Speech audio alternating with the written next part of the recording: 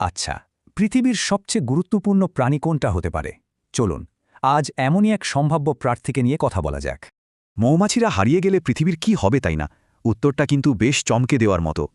আসলে ওদের সমাজ ব্যবস্থাটা দারুণ গোছানো, বলতে পারেন একটা জটিল মাতৃতান্ত্রিক সমাজ।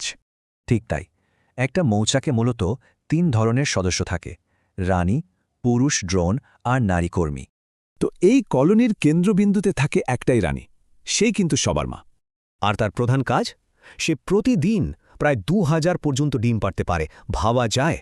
এই বিশেষ ক্ষমতার পেছনে আছে একটা গোপন খাবার, যার নাম রয়্যাল জেলি।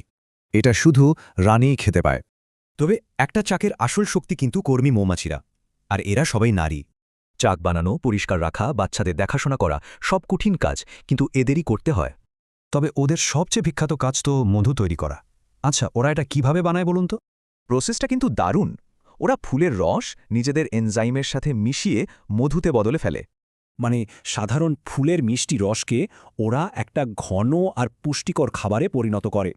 জানেন, মাত্র 500 গ্রাম মধু বানাতে ওদের প্রায় 20 লাখ ফুলে ঘুরে বেড়াতে হয়। কিন্তু মধু বানানোই ওদের একমাত্র কাজ নয়, ওদের সবচেয়ে বড় অবদান হল পরাগায়ন। ওরা যখন এক ফুল থেকে অন্য ফুলে যায়, তখন পরাগরেণু ছড়িয়ে বেড়ায়, যা থেকেই ফল হয়।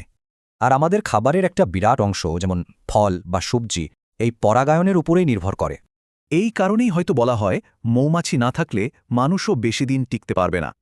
কিন্তু দুঃখের বিষয় হল, কীটনাশক আর জঙ্গল কমে যাওয়ায় ওদের সংখ্যা কমে আসছে। তাহলে কি এটা আমাদের সবার দায়িত্ব নয় যে এই ছোট্ট প্রাণীদের রক্ষা করা?